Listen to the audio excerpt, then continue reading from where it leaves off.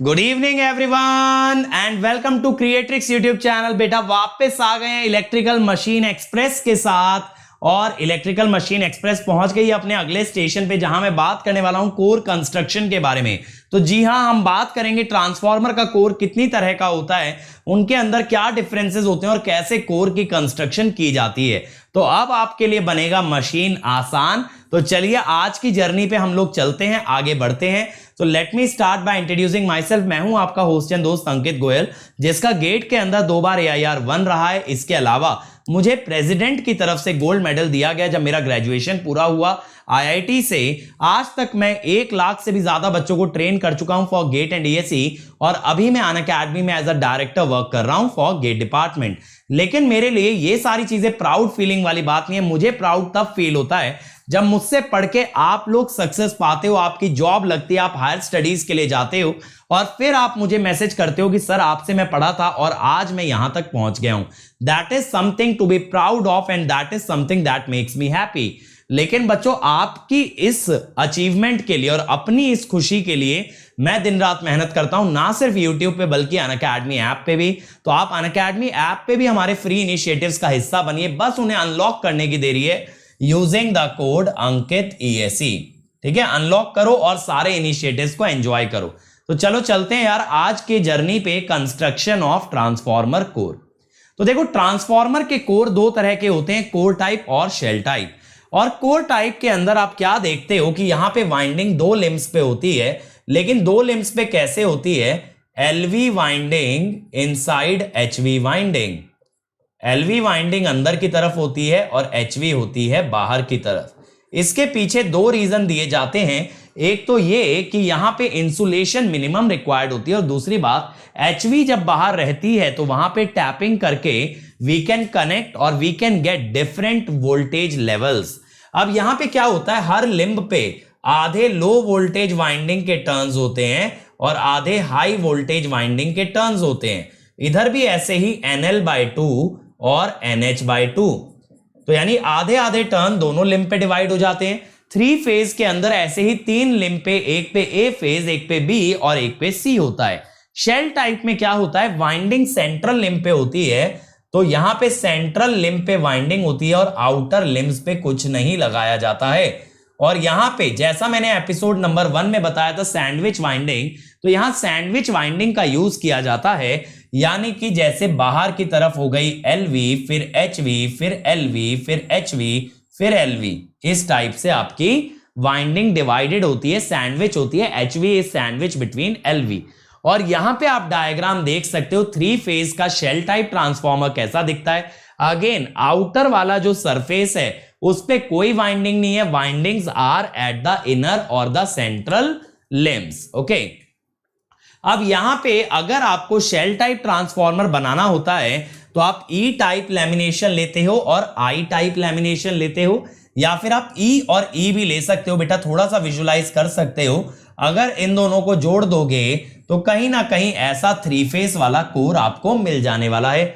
या फिर ऐसा कोर आप कह सकते हो, यहां पे भी तो ऐसे ही है ना, देखो अगर यहां से काट दो तो 2 E बन जाएंगे, 2 E बन जाएंगे, एक ऊपर एक नीचे। तो सेम चीज है कोर टाइप के अंदर, या तो आप L और L को जोड़ सकते हो, एक L सीधा और एक उल्टा L, या फिर आप U और I को भी जोड़ सकते हो, या 4 I से भी बना सकते हो। 4 I से कैसे बनती है, 1 I, देन ऐसे सेकेंड I, देन इसके ऊपर थर्ड I और देन इसके ऊपर 4th I, इस टाइप से। तो इस टाइप से 4 I लगा के आप बना सकते हो यहां पे again core type of transformer. तो ये लैमिनेशंस हैं। लैमिनेशन का मतलब क्या होता है बेटा कि कोर जो बनता है ट्रांसफार्मर का वो पूरा एक थिक पीस ऑफ आयरन नहीं होता, वो पतली पतली लैमिनेशंस में डिवाइडेड होता है, जिनको पेच कस के स्क्रूज और रिवेट्स की मदद से जोड़ा जाता है। इससे होता क्या है कि ये जो लैमिनेशंस हैं, लैमिनेशंस किससे बनी होती हैं, फेरोमैग्नेटिक मटेरियल से। इनके बीच में डाल देते हैं इंसुलेशन। लैमिनेशंस के बीच में क्या डाल देते हैं, इंसुलेशन। इंसुलेशन से क्या होता है, रेजिस्टिविटी बढ़ जाती है।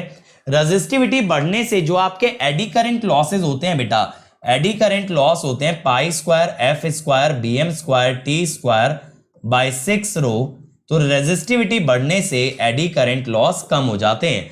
या फिर आप इसको ना यहां से भी कंपेयर कर सकते हो, ये जो टी होता है, T is the thickness of lamination. तो अगर आप थिकनेस ऑफ लैमिनेशन कम करते हैं then you can actually reduce the eddy current losses. ये चीज इंटरव्यू के लिए भी आप तैयार कर सकते हैं बच्चों।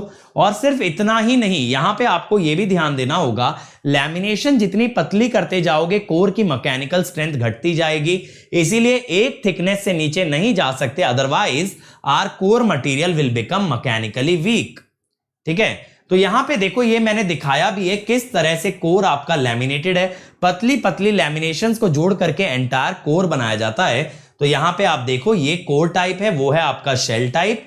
तो यहां पे ऐसे पतली पतली थिन शीट्स ली जाती हैं, इनकी थिकनेस बेटा 1 मिलीमीटर से भी कम रखी जाती है। और ऐसी शीट्स को जब हम स्क्रूज से यहां से पेच कस देंगे, यहां से पेच कस देंगे, तो इस टाइप से ये एक साथ होल्ड रहती हैं।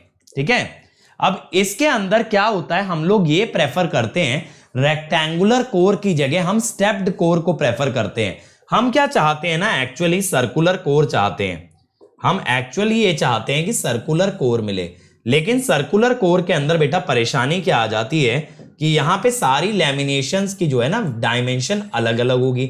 अब इतनी अलग अलग तरह की लैमिनेशन पैदा करने में, बनाने में ऑब्वियसली खर्चा ज्यादा आने वाला है।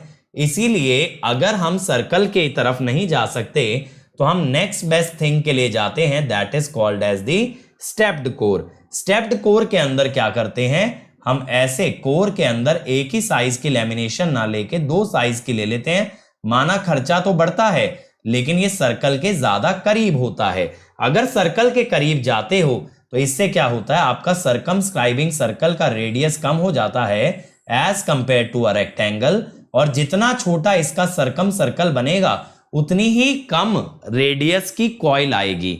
यानी देखो जब इसके चारों तरफ आप कॉइल लपेटोगे, जैसे ये दिखा रखा है आपको, कॉइल लपेट के अगर ये सर्कल का सर्कमफेरेंस कम है तो ऑब्वियसली जो मेरी वायर की लेंथ लग रही होगी वो वायर की लेंथ भी मुझे कम जरूरत पड़ेगी, क्योंकि वायर का जो एक टर्न है उसकी लेंथ कितनी होगी, सर्कमफेरेंस के बराबर 2 पाई आर के बराबर। जब वायर को एक बार लपेटोगे तो it will consume a length 2 pi r. तो अगर आपका ये जो सर्कमस्क्राइबिंग सर्कल है ये छोटा बन गया तो वायर की लेंथ छोटी होगी। वायर की लेंथ छोटी तो कॉपर की रिक्वायरमेंट कम, और वहां से कॉपर के लॉसेस भी कम, वेट भी कम और कॉस्ट भी कम। तो यहीं पे लिखा है बेटा, the diameter of circumscribing circle for square और rectangular coil is larger than the diameter of the stepped core. ये जो क्रूसीफॉर्म कोर भी कहलाता है बेटा, ये क्या कहलाता है, क्रूसीफॉर्म कोर, बिकॉज क्रूसीफिक्स का ये साइन है इसीलिए क्रूसीफॉर्म कोर बोलते हैं। और इसके सर्कल का डायमीटर छोटा है। डायमीटर छोटा होने का मतलब ये हुआ कि यहां पे length of mean turns of winding is reduced. ठीक है, तो length of mean turns reduce होने से कॉपर वाइंडिंग की कॉस्ट का रिडक्शन होता है और कॉपर लॉसेस का भी रिडक्शन होता है। लेकिन अगर आप नंबर ऑफ स्टेप्स बढ़ाते जाओगे, 2 की जगह 3 स्टेप कर लोगे, यानी अगर मान लो आप ऐसे बना देते बेटा, यहां पे 2 की जगह 3 स्टेप का यूज करते इस टाइप से, तो उतने ही ज्यादा साइज के लैमिनेशन चाहिए होते। अब यहां 3 तरह के लैमिनेशन लगेंगे। ऑब्वियसली जितनी ज्यादा तरह के लैमिनेशन लगेंगे आप उससे सर्कल के तो करीब पहुंचते जा रहे हो, नियर अबाउट ये सर्कल बनता जा रहा है, लेकिन कॉस्टिंग भी बढ़ती जा रही है। Circular core is the best form of the core, लेकिन उसमें लैमिनेशन की दिक्कत आएगी, इसलिए सर्कल पे तो नहीं जा सकते, स्टेप्ड पे जाते हैं। लेकिन स्टेप्ड के अंदर भी जितने ज्यादा स्टेप्स होंगे उतनी ज्यादा कॉस्टिंग होगी। अब सर कोर टाइप और शेल टाइप में क्या फर्क है? कोर टाइप में बेटा वाइंडिंग बाहर होती है, कोर अंदर होता है। शेल टाइप में कोर बाहर होता है, वाइंडिंग अंदर होती है। इसके अंदर 2 लिम्ब्स होते हैं, इसके अंदर 3 लिम्ब होते हैं। सर ये लिम्ब क्या है बेटा? देखो ये जो है ना यहां पे ये 3 लिम्ब है। लिम्ब का मतलब होता है vertical legs of the transformer. ठीक है, तो यहां पे भी देखो 3 लिम्ब दिख रहे हैं आपको। अगर सिंगल फेज की बात करो, सिंगल फेज के शेल टाइप के अंदर 3 लिम्ब हैं, जबकि कोर टाइप के अंदर 2 ही लिम्ब हैं। कोर टाइप में देखो कोर बीच में है, वाइंडिंग बाहर है। यहां कोर बाहर है और वाइंडिंग बीच में है। ठीक है, तो यही डिफरेंस है सबसे पहला कि यहां पे भैया कोर बाहर अंदर आता है, वाइंडिंग बाहर। यहाँ वाइंडिंग बाहर, सॉरी वाइंडिंग अंदर कोर बाहर। इसके अंदर 2 लिम्स होते हैं, इसके अंदर 3 लिम्ब होते हैं। इसके अंदर कॉपर कम लगता है। कॉपर यहां पे क्यों कम लगता है? क्योंकि वाइंडिंग को हम हाफ हाफ में डिवाइड, मेरे ख्याल से ये वाला गलत है पॉइंट, यहां पे रिक्वायर्स मोर कॉपर होता है। क्योंकि यहां पे कॉपर ज्यादा क्यों लगता है ना बेटा कोर टाइप के अंदर, उसका सिंपल सा लॉजिक है। यहां HV वाइंडिंग LV के बाहर होती है। HV अगर LV के ऊपर लपेटूंगा तो HV का रेडियस बढ़ गया, रेडियस बढ़ गया तो वायर की जो रिक्वायर्ड लेंथ है उसको सरकमफेरेंस के लिए वो भी बढ़ जाती है। तो यहां कॉपर रिक्वायरमेंट ज्यादा होता है। ठीक है, तो यहां पे लैमिनेशन ज्यादातर L शेप में होते हैं। यहां लैमिनेशन E और L दोनों तरह के हो सकते हैं। यहां फ्लक्स बराबर डिस्ट्रीब्यूट होता है। यहां पे साइड लिम्स जो हैं सेंट्रल लिम्ब से आधा फ्लक्स ले जाती हैं। अगर सेंट्रल लेके जाएगी फाई तो दोनों तरफ डिवाइड होगा 5/2 5/2। ये मैंने आपको पैरेलल मैग्नेटिक सर्किट में भी दिखाया था। और कोर टाइप में पूरे के अंदर एक ही फ्लक्स घूमता है फाई, ये मैंने आपको मैग्नेटिक सर्किट के सीरीज वाले पार्ट में दिखाया था। प्राइमरी वाइंडिंग, यहां पे दोनों साइड लिम्स पे प्राइमरी और सेकेंडरी दोनों आते हैं। यहां पे सेंट्रल लिम्ब पे आते हैं वाइंडिंग और साइड पे खाली रहता है। यहां पे सीरीज मैग्नेटिक सर्किट है, यहां पैरेलल मैग्नेटिक सर्किट है। यहां पे सिलेंड्रिकल होता है, यहां पे वाइंडिंग मल्टी लेयर या सैंडविच टाइप होती है।